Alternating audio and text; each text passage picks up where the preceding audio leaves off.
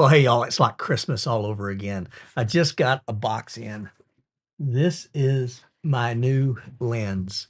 This is a Sony 70 by 350 zoom lens, and it's specifically for my little A6700 APS-C camera. Let's get it open.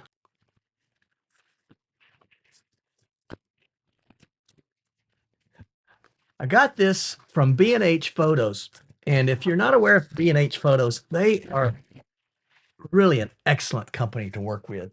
Now, they're not sponsoring this. They don't know who I am from Adam, but they do provide great customer support, customer service, great prices for equipment.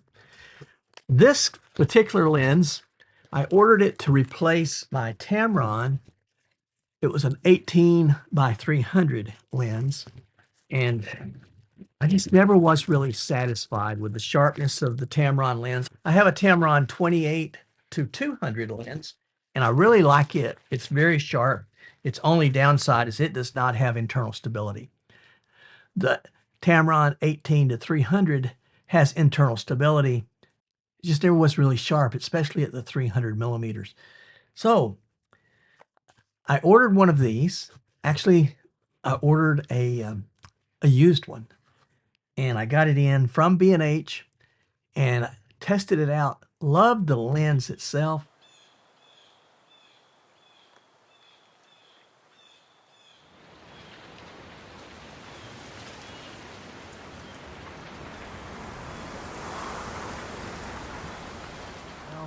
But the used one was sort of had some dings in it.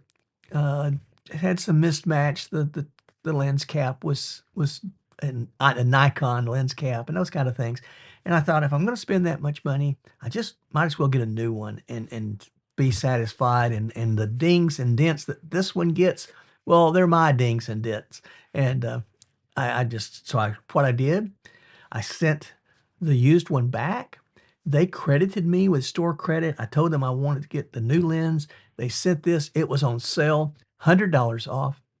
And then to make matters better, I took my Tamron 18 to 300 lens, and they actually bought it back from me. And so I sold them that lens. They are very wonderful to work with, and just got this one in. Now, a few things about this. You can see, again, it's a 70 by 350. It's a G lens. It's not a G Master, but they don't make G Master lenses for APS-Cs. The closest thing to a G Master lens for my APS-C is the lens that I have on here right now. This is a little Viltrox. It's a Viltrox 27 millimeter f1.2 lens. An amazing little lens. It's great build quality. This one is an all metal lens. This one isn't. This is a plastic lens, but it's very high quality, and very excited to open this up and share it with you. With Sony standard, you get all of the instructions that we all get and none of us read. So I'm just going to set it over here on the side. This lens is actually a pretty simple lens to use. It is wrapped up in bubble wrap. I like seeing that. Let's open this up. Oh man. And here it is. It comes with the lens hood. This is a plastic lens hood that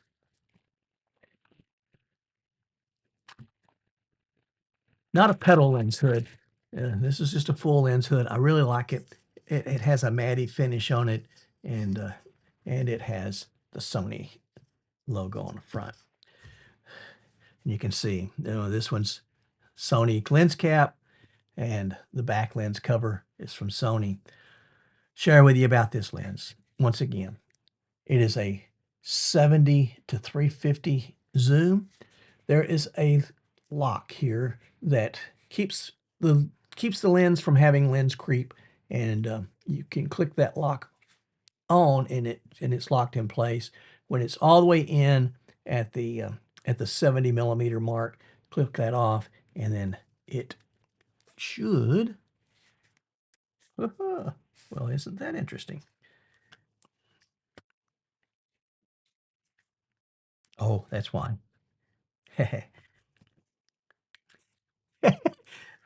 I I put the lock on. All right. So lock is on right there. When you click it off, and then it zooms out, and you can see it's a barrel zoom, and it's not an internal zoom like my other.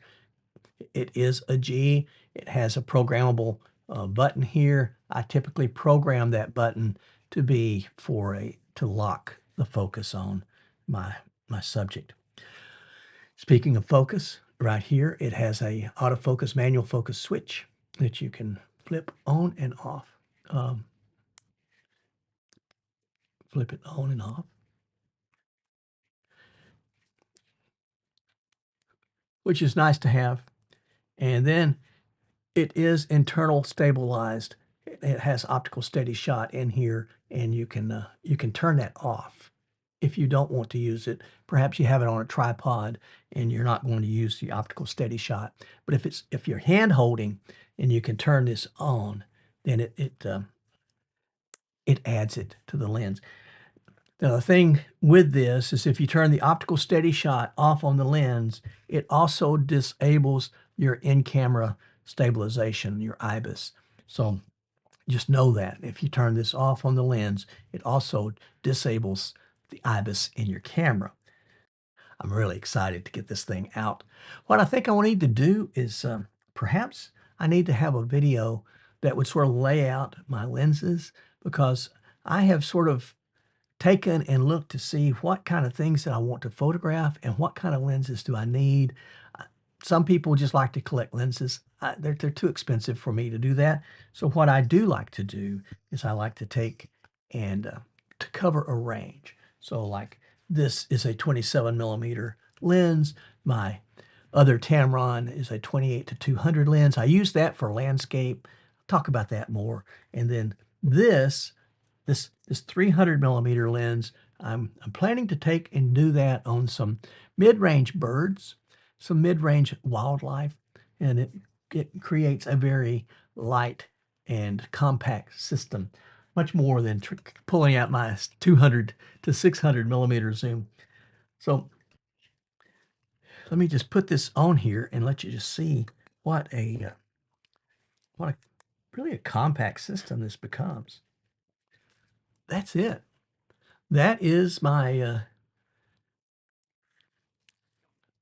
zoom, and this thing goes out to 300 millimeters, which on an APS-C camera with a 1.5 crop, that's equivalent to 525 millimeters. So that's quite a range to reach out and get involved with some wildlife. Really like this. It has a 67 millimeter threaded for taking and putting on your ND filters. 67 millimeter ND filters is what it would use, and it, it looks a whole lot nicer than the used one that I looked at and considered buying. But this, with the lens hood on it, it is still, it's still a very compact kit. And yeah, I mean that's it. That's the whole thing right there. Isn't that cool? Now with this lens hood, of course, you can flip it around and put it on backwards and hold it in place. If you want to do that for storage, you can do that, and that works out well. All right, I'll do another video, longer video, and go through all of the lenses that I have and why I have them. May even talk about one lens that I'm still, it's one that I really want to buy, but yeah, it's one that's also quite expensive. So that's it for today. Till next time, stay safe, stay healthy, stay on the path. God bless you.